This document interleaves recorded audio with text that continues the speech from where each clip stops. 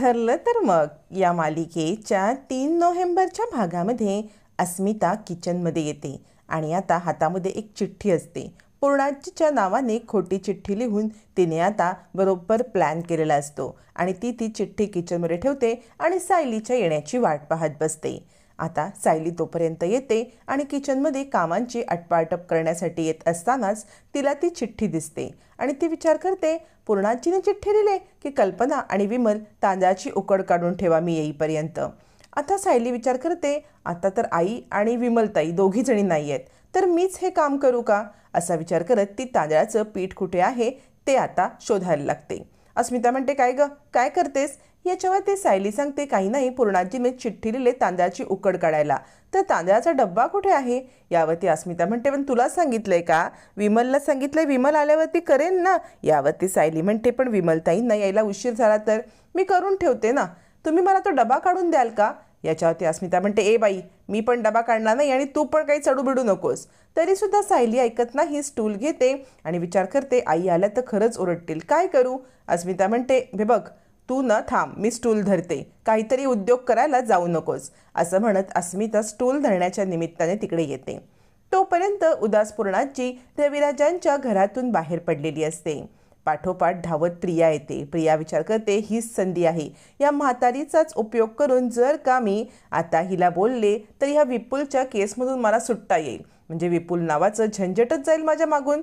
म्हणून ती आवाज देते, पूर्णाजी पूर्णाजी, आणि नाटक करत पाया पडते आणि म्हणते, हे काय पूर्णाजी, तू मला न भेटताच निघून चालली होतीस. पूर्णाजी म्हणते, बाळा काय करू, म्हणजे या सगळ्यामध्ये आता मी इतकी हे झाले ना की तुला भेटण्याची मला हेच नाही लागली, तुला जगातली सगळी सुखं मिळू दे. यावरती प्रिया म्हणते, कशी मिळतील सुख, बाबा माझं लग्न करायला निघालेत, या लग्नाने मी सुखी होणार आहे का. पूर्णाजी म्हणते, हे बघ, तुझे बाबा तुझ्यासाठी जो निर्णय घेतील ना तो योग्यच घेतील बाळा, काळजी करू नको, जगातली सगळी सुखं तुला मिळू दे, मी देवाकडे प्रार्थना करीन, असं म्हणत पूर्णाजीने जवळजवळ नांगीच टाकलेली असते आणि ती निघून जाते. प्रिया विचार करते, हे काय, या म्हातारीचा उपयोग करून मला लग्न मोडायचं होतं तर हिने तर नांगीच टाकले, काय करावं कळतच नाहीये. तोपर्यंत सायलीवरती चढलेली असते. अस्मिता स्टूल पकडायला येते. सायली डबा काढायला वरती चढल्यावरती तिचे पाय अचानक वरती होतात आणि अस्मिता तीच वेळ साधून स्टूल खेचण्याचा प्रयत्न करते आणि तितक्यात समोरून अर्जुन आणि चैतन्य येतात. सायली आता तिचा तोल जाऊन खाली पडणार, अस्मिताने तूळ खेचायचा प्रयत्न केलेला असतो. तितक्यात धावत धावत अर्जुन जातो आणि सायली सायली असं म्हणत पडणाऱ्या सायलीला तो सावरतो. अस्मिताचा डाव फेल होतो कारण अर्जुनने सायलीला अचानक अलगदपणे उचललेलं असतं. सगळेजण हे दृश्य पाहत बसतात. अस्मिता विचार करते, दरवेळेप्रमाणे हा सुद्धा माझा प्लॅन फ्लॉप झाला. अर्जुन मात्र प्रेमाने सायलीकडे पाहतच बसतो. दोघं जण एकमेकांच्या मिठीत असतात आणि आता दोघांना जगाचं भानच नसतं. अस्मिता विचार करते, खरंच हा माझा प्लॅन वर्कआउट होणार आहे की नाही. तोपर्यंत तिकडे कल्पना आणि चैतन्य हे दृश्य बघून आश्चर्यचकित होतात. तोपर्यंतच आता अस्मिता विचार करते, आपण इथून बाजूला बसावं, नाहीतर गडबडीत आपल्यावरतीच सगळं नाव येईल आणि हे दोघं अगदी नवरा बायको असल्याची ॲक्टिंगच करतायत. तोपर्यंत कल्पना हे सगळं पाहते आणि म्हणते, काय ग अस्मिता, काय घडलं होतं इकडे.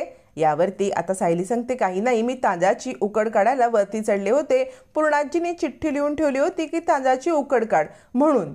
तोपर्यंत अस्मिताने चिठ्ठी गायब केलेली असते. कल्पना म्हणते, कुठे आहे चिठ्ठी बघू, असं का सांगतील पूर्णाई.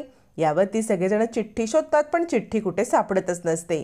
त्यावरती कल्पना चिडते आणि म्हणते, सायली तुला किती वेळा सांगितलंय की ही अशी कामं करू नकोस, आणि चिठ्ठी कोणासाठी लिहिली, माझ्यासाठी आणि विमलसाठी ना, मग तू कशाला हे सगळं करायला आलीस. सायली तुला मी सांगून ठेवते, हा तुला मी सांगितलेलं ऐकायचंच नाहीये का.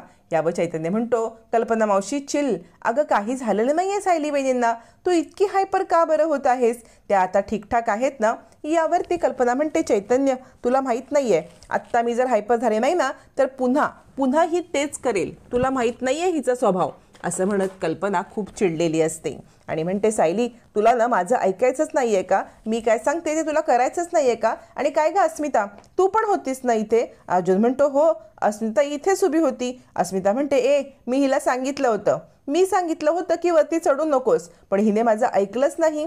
यावरती कल्पना म्हणते, पण तू तिथे होतीस ना स्टूल धरायला. अर्जुन म्हणतो, हो ज्या वेळेला मी तिकडे आलो ना तेव्हा ही स्टूल धरून तिथे उभी होती. मग कल्पना म्हणते, मग काय ग सायली पडली कशी, तुला कळत नाही का ग.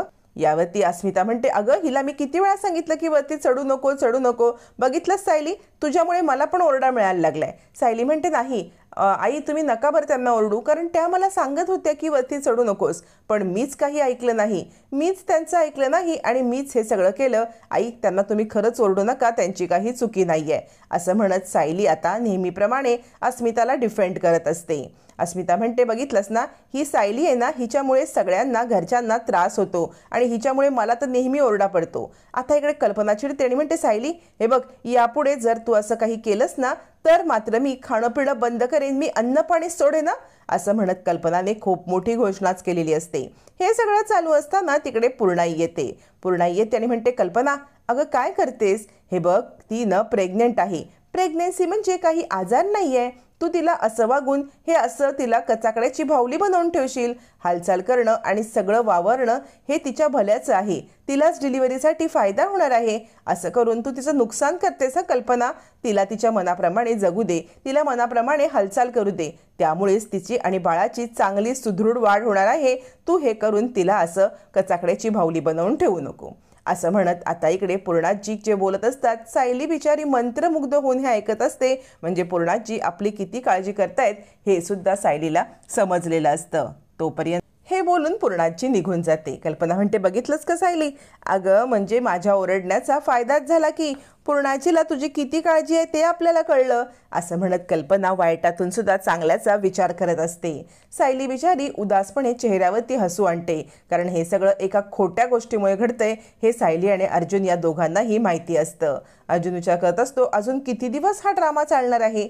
इकडे घडलेली बित्तम बातमी अस्मिता प्रियापर्यंत पोहोचवते आणि सांगते, दरवेळेला कसा ग आपला प्लॅन फ्लॉप होतो. यावरती आता प्रिया सांगते, अगं तुला माहिती आहे का, पूर्णाजी सुद्धा माझ्या घरी आली होती. अस्मिता म्हणते, काय पूर्णाजी घरी, मला तर सांगितलं की मंदिरात गेली होती.